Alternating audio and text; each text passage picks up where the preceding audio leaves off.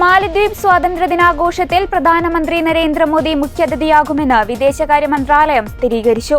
July 25, 26 തീയതികളിലാണ് മാലദ്വീപിന്റെ സ്വാതന്ത്ര്യദിനാഘോഷം. July 26 നടക്കുന്ന മാലദ്വീപിന്റെ 60ാം സ്വാതന്ത്ര്യ വാർഷികാഘോഷങ്ങളിൽ നരേന്ദ്രമോദി വിശിഷ്ടാതിഥിയായിരിക്കുമെന്നും പരസ്പര സഹകരണം ഉൾപ്പെടെ വിവിധ വിഷയങ്ങൾ ഇരു നേതാക്കളും ചർച്ച ചെയ്യുമെന്നും വിദേശകാര്യ മന്ത്രാലയം അറിയിച്ചു. ഇന്ത്യയോടുള്ള മാലിദ്വീപിന്റെ സമീപനത്തിലെ മാറ്റമായിട്ടാണ് പ്രധാനമന്ത്രിക്കുള്ള ക്ഷണം. നേരത്തെ മുഹമ്മദ് മുയ്സു അധികാരമേറ്റതിന് പിന്നാലെ ഇന്ത്യ ഔട്ട് എന്ന പ്രചാരണം നടത്തുകയും ഇന്ത്യയോടുള്ള നയതന്ത്ര ബന്ധത്തിൽ അകലം പാലിക്കുകയും ചെയ്തിരുന്നു. ദ്വീപിൽ നിന്ന് സുരക്ഷാ ഉദ്യോഗസ്ഥരെ പിൻവലിക്കണമെന്ന് ഇന്ത്യയോട് ആവശ്യപ്പെട്ടതിനെ തുടർന്ന് ബന്ധം കൂടുതൽ വഷളായി. മെയ് മാസത്തോടെ ഇന്ത്യ സൈനിക പിന്മാറ്റം പൂർത്തിയാക്കി. പിന്നീട് ചൈനയുമായി മാലിദ്വീപ് കൂടുതൽ അടുത്തു.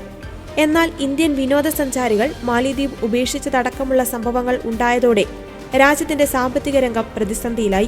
തുടർന്നാണ് നയം പുനഃപരിശോധിക്കുവാൻ തീരുമാനിച്ചത്. മാലിദ്വീപിന്റെ നിലവിലുള്ള കടബാധ്യതയും പുനർനിർമ്മാണ ആവശ്യങ്ങൾക്കും ചൈന മുഖം തിരിച്ചതോടെ ഗൾഫ് രാജ്യങ്ങളുമായും ബദൽ പങ്കാളിത്തങ്ങൾ നേടുവാനുള്ള മുയ്സുവിന്റെ ശ്രമവും പരാജയപ്പെട്ടു.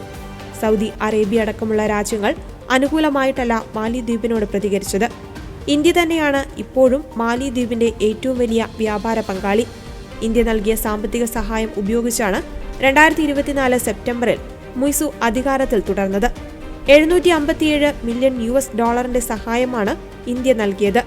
വടക്കൻ മാലിദ്വീപിലെ ഒരു അന്താരാഷ്ട്ര വിമാനത്താവളം, തെക്കൻ മാലിദ്വീപിലെ പാലം, റോഡ് പദ്ധതി, തലസ്ഥാനമായ മാലിയിലെ ഭവന വികസന പദ്ധതി, മാലിദ്വീപിനെ പടിഞ്ഞാറൻ പ്രാന്തപ്രദേശ ദ്വീപുകളുമായി ബന്ധിപ്പിക്കുന്ന പാലം എന്നിവയുൾപ്പെടെ വലിയ തോതിലുള്ള അടിസ്ഥാന സൗകര്യ വികസന പ്രവർത്തനങ്ങൾക്കും ഇന്ത്യ സഹായിച്ചു.